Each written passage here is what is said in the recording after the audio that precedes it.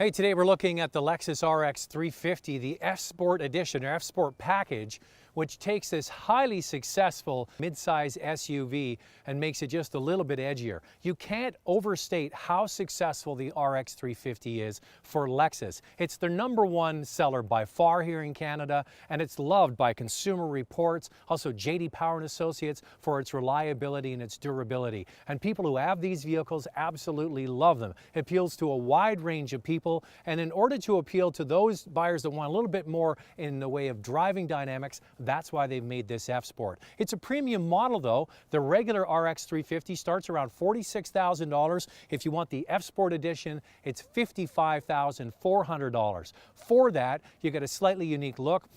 You obviously get a better looking front grille, you get these beautiful smoked alloy wheels, and the car has a different suspension as well. The interior comes nicely equipped as well.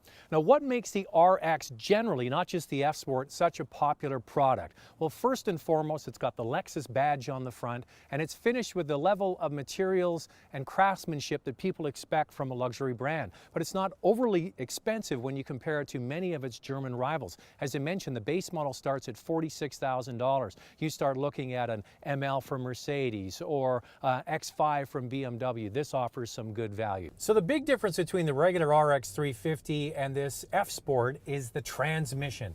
The 350 comes with a 6-speed automatic transmission, and this comes with an 8-speed automatic transmission. 2 extra gears makes a huge difference in the ratios, and where you notice it most, I'm sitting at a stop now, is when you take off. This vehicle just snaps out of the pocket, and then you can cruise along with ease. And also when you're driving along, you want to downshift a gear or two, it seems to be in the right gear most of the time. Now the suspension on this F-Sport is sportier. You feel more undulation and bumps on the road, but it still has that Lexus feel, the dampening that people are used to. So it's not a sporty vehicle, it's just a little bit sportier than it typically would be. It's got a modified front and rear suspension.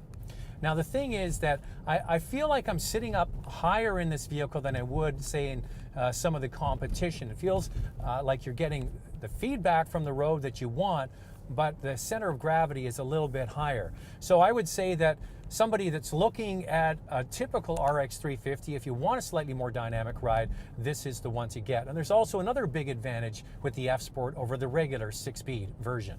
The 8-speed automatic not only improves performance, but also fuel economy. The regular RX350 gets 11.8 liters per 100 kilometers in the city and 8.3 on the highway. With the 8-speed automatic in the F-Sport, that drops to 11.2 liters per 100 kilometers in the city and just 7.7 liters on the highway.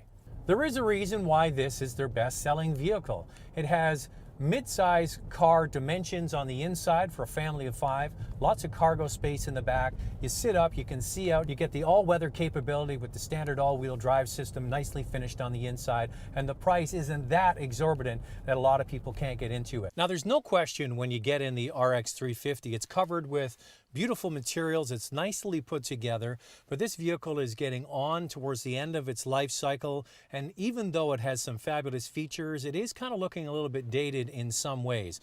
First and foremost, what I like. They have a wonderful controller here between the driver and the passenger. It's really for the driver. And it acts like a mouse that you would use on your home computer, your desktop, and you click on the screen.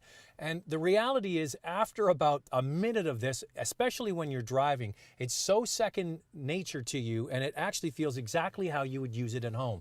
And it really is a wonderful system. You can just glance at it and then look back up onto the street. So that really is a very intuitive system, and they spent years figuring out how this should feel in your hands when they designed it initially.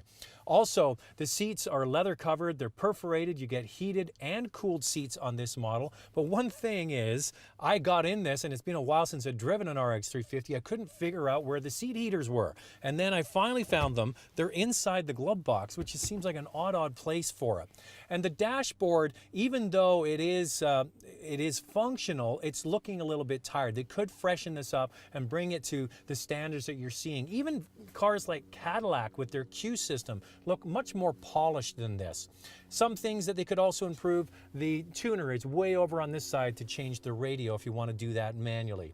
Now, I'm 6 feet tall, but I have a fairly long body, so it's probably the torso of somebody like 6'2", and I find that the seats don't go low enough. It feels like I'm sitting way up in the cabin here. Now, obviously, they designed this vehicle to meet a wide spectrum of buyers' needs. A lot of women love the RX350. It's got the beautiful Lexus name badge. It's very nice looking on the inside, and they have the seat that goes high enough, but it doesn't go low enough for where I would like it. It's a common complaint I have, not just with Lexus, but many, many brands. Make the seat go low and also make it go high. I don't see why they can't do that. So overall, it's a very functional interior, nice materials. I love the controller. It's got lots of features in here for a $55,000 F Sport edition, but I just wish that they could improve things just a little bit and make it a little bit more user-friendly. Is the F Sport version of this RX350 worth the extra money? Well, first of all, if you like the fully equipped model, then probably yes. And if you're someone that puts an emphasis on better driving dynamics and a snappier response, especially away from a stoplight, it definitely is worth looking at. If, however, you want the traditional luxury that Lexus affords in the base model RX350, save your money, buy a few nice packages for the base model and enjoy it. But this definitely is a much improved model. I really do like the engine and the way the transmission works together. It is more responsive and sportier. However, it doesn't lose its true Lexus feel. It's marginally sportier, but it doesn't go to the extent of some of the other products in its class. RX350, the best-selling Lexus by far, and this one is just a little edgier.